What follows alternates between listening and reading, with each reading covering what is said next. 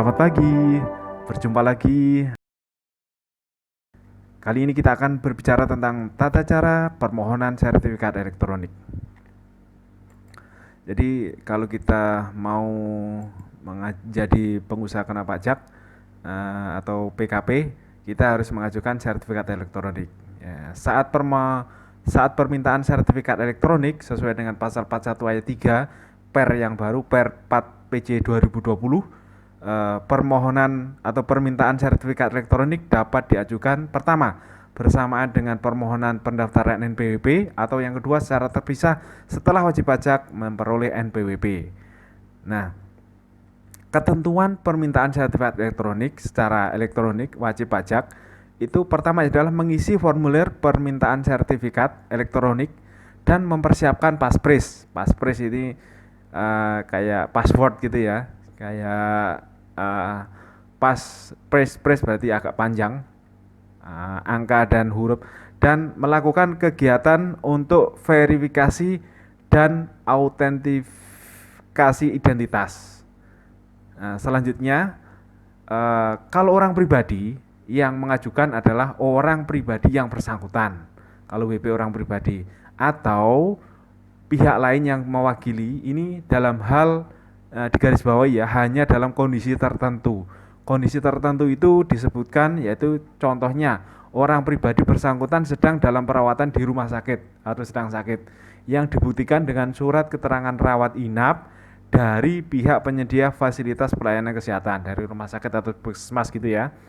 Yang kedua adalah orang pribadi bersangkutan sedang menjalani masa hukuman atau sebagai narapidana gitu ya, pesakitan, atau menjalani penyanderaan sebagai penanggung pajak berdasarkan ketentuan undang-undang mengenai penagihan pajak dengan surat paksa yang dibuktikan dengan surat keterangan dari lembaga pemasyarakatan atau rumah tahanan.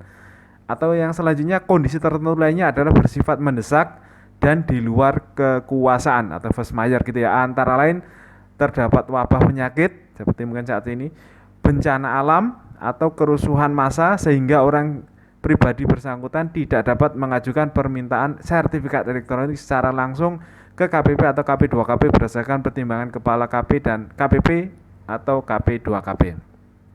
Kalau orang pribadi, syarat-syarat dokumennya adalah menunjukkan asli dan menyerahkan fotokopi identitas diri berupa kalau WNI KTP, kalau WNA adalah paspor, yang kedua adalah kitas terbatas, atau ini salah satu ya, atau kartu izin tinggal tetap atau kitab.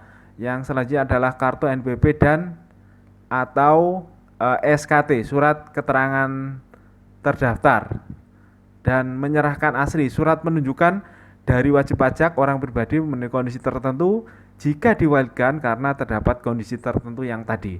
Catatan surat keterangan rawat inap dari pihak penyedia fasilitas kesehatan, surat keterangan dari lembaga atau rumah tahanan yang diperlukan untuk membuktikan kondisi tertentu tersebut. Kalau warisan belum terbagi, yang mengajukan adalah wakil wajib pajak warisan belum terbagi tersebut, mungkin salah satu ahli warisnya atau anaknya. Warisan belum terbagi tadi menunjukkan asli dokumen yang dipersyaratkan dan menyerahkan fotokopi WNI KTP-nya, kalau WNA seperti tadi paspor, kitas, dan kitab, serta NPWP SKT. Nah, kalau badan itu bisa badan pusat, bentuk usaha tetap, BUT, KSO, atau kerjasama operasi, atau dalam bahasa Inggrisnya adalah JO atau cabang. Itu adalah salah satu pengurus yang ditunjuk untuk mewakili badan dalam rangka melaksanakan hak dan kewajiban perpajakan. Bisa mungkin direkturnya atau komisarisnya. Tapi kalau cabang ini khusus adalah pimpinan cabangnya. Jadi pengurus adalah, kalau yang disebut pengurus adalah menurut pasal 42 ayat 5 Per 4 2020 adalah nyata-nyata mempunyai wewenang ikut menentukan kebijakan dan atau mengambil keputusan dalam menjalankan perusahaan sebagai dimaksud dalam Undang-Undang KUP. Kedua, namanya tercantum dalam SPT tahunan. Di SPT tahunan tercantum ya, badan pajak terakhir yang jangka waktu penyampaiannya telah jatuh tempo dan saat pengajuan permintaan sertifikat elektronik kecuali untuk cabang. Cabang ini kepala cabangnya ya, mungkin nggak tercantum dalam SPT boleh.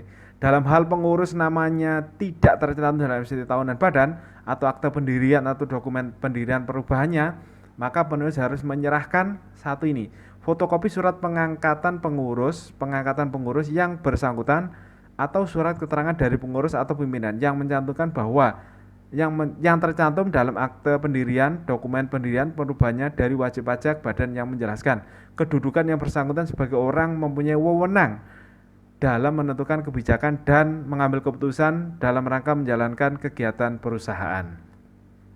Nah, kalau yang dokumen yang dipersyaratkan oleh WP Badan, pusat atau BUT atau KSO atau cabang yang dipersyaratkan antara lain adalah menunjukkan asli, ini harus ditunjukkan dan menyerahkan fotokopi. Yang pertama adalah identitas diri salah satu pengurus, identitas berupa KTP, NPWP. Kalau WNA berarti paspor, NPWP jika sudah terdaftar di Indonesia. Ya, yang selanjutnya yang cabang ini ada sama dengan cabang ini tadi KSO. Dokumen yang kedua ini adalah identitas diri yang A, yang B adalah dokumen pendirian badan usaha berupa akte pendirian dari notaris ya, atau dokumen pendirian dan perubahannya. Nah, khusus untuk KSO atau Joint Operation SPT tahunan pajak penghasilan seluruh anggota kerjasama operasi. Jadi anggota KSO itu kan minimal terdiri dari 2 individu entitas yang berbeda membentuk KSO atau Joint Operation untuk tahun pajak terakhir yang jangka waktu penyampaiannya telah jatuh tempo pada saat pengajuan permintaan sertifikat elektronik. Nah, demikian sangat mudah persyaratan yang ditentukan untuk meminta sertifikat elektronik. Selamat pagi, sampai jumpa lagi. Assalamualaikum warahmatullahi wabarakatuh.